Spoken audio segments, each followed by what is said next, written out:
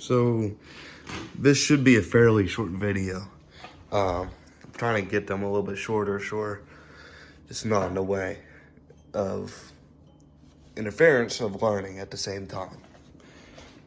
I'm gonna be teaching you guys a simple way to fix a non-charging starter generator. That would be a Wheelhorse, which would be this 1966 1276, which they only made about 800 models of. Don't mind the rigged up headlights, I need to make a bracket. Okay, so let's say you got the Wheelhorse, or whatever the fuck you got, and you can hit stuff like this. You can hit stuff like this. It has battery power to run your fucking lights. Fuck, without shocking yourself, I guess I'll just wait for that to warm up. I didn't know that was still alive. Idiot. But you have one of these old batteries here, top post, round, and oh, it's ready.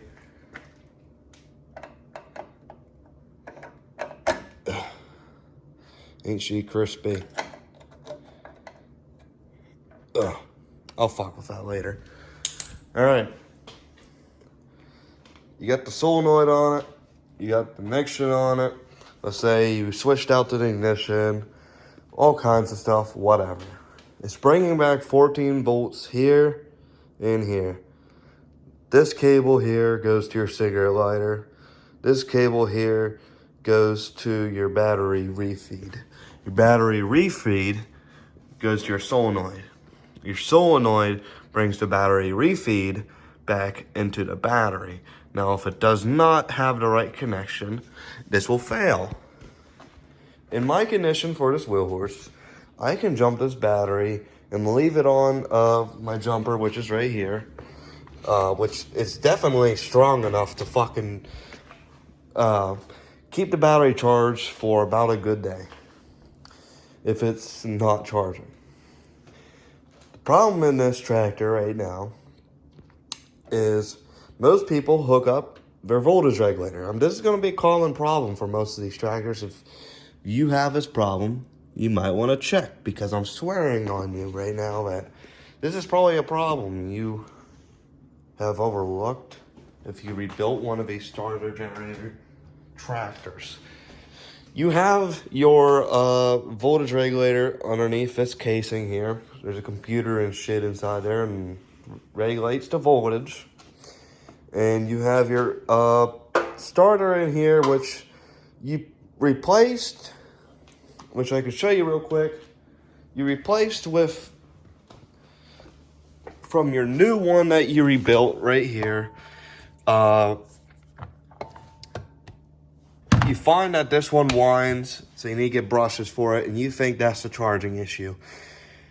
This one has a shot filled ground, and it still don't work. I just have a bunch of this random shit around here, man. Okay. So, you finally get one on here that charges back, and you still need to repaint it, whatever. If it's making a whining sound and it ain't charging back, let's say the light's flickering on and off, how this generator warning light works is if you have this generator warning light on, this light will come off when it's running, or when you're stopping it or starting it, it will kick on. If it's pulsing, you have too much voltage being used. Check your lights. If you have lights on your tractor, shut them off real quick. So you have it on, shut it off. Give it a few minutes, check. Is that light still pulsing? Oh no, it's off. Let's say it's still on. This voltage regulator, I want to go back to this real quick. This is going to be your main issue here. Most likely, this voltage regulator is going to be your main issue if you have 14 volts still coming out, but it's not going to the battery. You can have 14 volt coming out of this voltage regulator, and that won't mean shit. This field wire, if you ever have the field wire off its voltage regulator, it ain't gonna do anything. You need the field, which is this connection F, F meaning field, also known as ground, to here. This starter generator generates power when it's running. This cable A, this goes to A. There is 3 prongs at the front. The problem with this tractor is underneath here, right there, there is a 4th prong. If you're ever working on these and you do not hook up that 4th prong to your A terminal, which is the same terminal which your battery goes to, you're not going to get any power back. Not at all. You might say, well, I have the cable there, but it's not working. The cable's there. The cable's there. And it's still not working. Check and see if your cable's burned up. You have 12 volt. This one's a 500 amp hour, I think. I could be wrong. Battery. It's like $185. It goes from the A terminal to there. It's a lot of voltage. And for how fast it's flowing, something's going to fail at some point. Trust me. I know it will fail. This ain't the right battery for it, and neither do they make these top post, round post batteries for these tractors anymore that it's the size I need it to be. But it's a great winter battery when it's winter too. So whatever. So let's say you have that on, it's not burned out. What else could it be?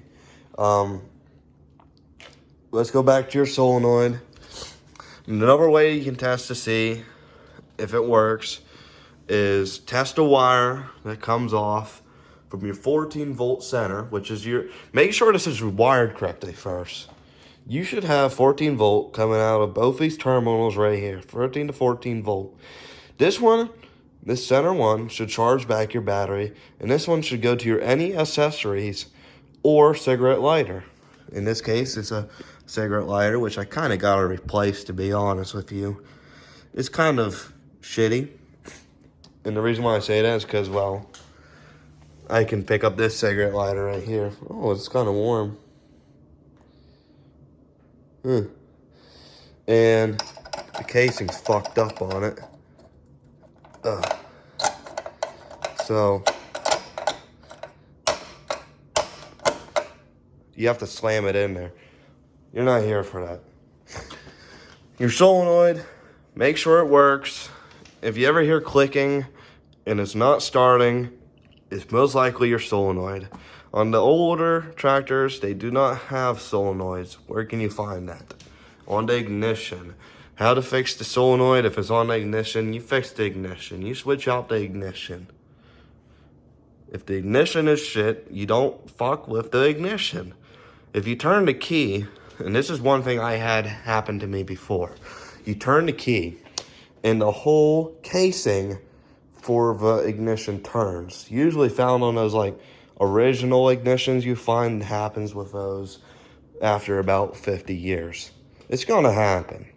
I don't care how much you say, whoa, my ignition's like pristine. It'll be fine.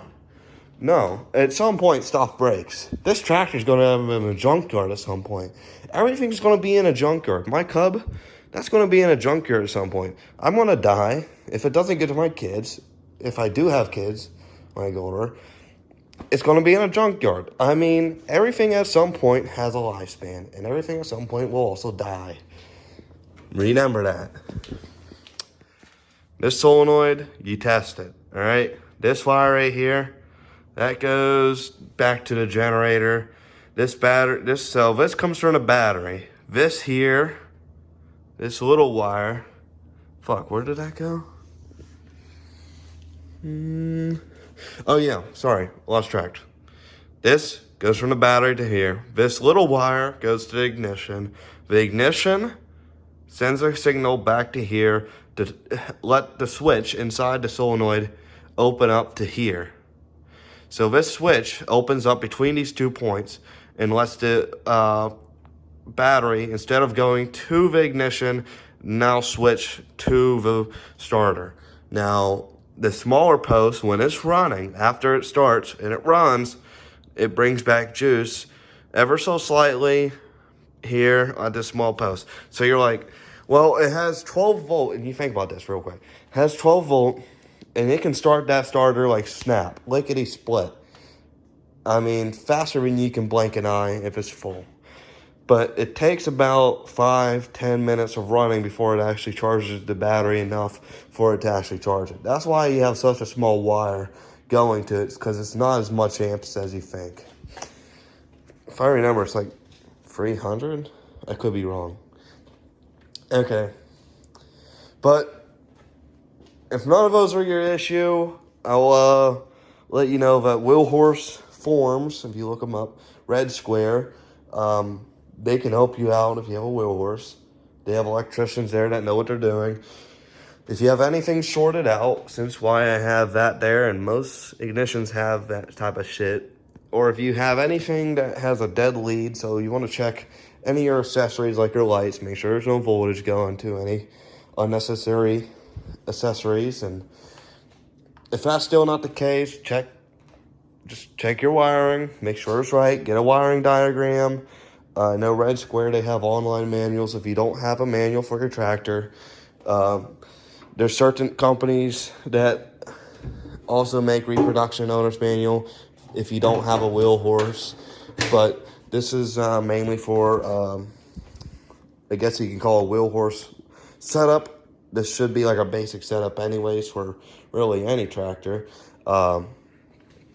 Since they're really not all far that much different. That's all I can really say right now. If you have a starter generated tractor, but I'm going to say that there is forums out there for almost every kind of tractor you name. I mean, they can always help you out if they know what they're doing. Don't trust anybody. You know, some average Joe that's only worked on an MTD one time thinks to know what the fuck they're doing. At least figure out who the person is before you ask them. Cubs, Sears, Wheelhorse, fucking Jacobs, Twisters, Steiners, I mean, Simplicity, I know somebody who collects these fucking Simplicities like no tomorrow. The guy is a die-hard fucking Simplicity man. He's overdoing it. Sometimes I think. But it's a little bit funny to see what some of the shit he does. I'll probably post the link to his channel in the description here. He's a good guy. If you ever have a problem I can't fix, or if you want him to figure out, or maybe he has a video that you want and he has a Simplicity tractor, or you have one, I mean, and you need help on your Simplicity tractor, he's the guy to go to. He has like 13 of them. But I'll link his YouTube channel in the description. He knows anything and everything fucking Simplicity related. But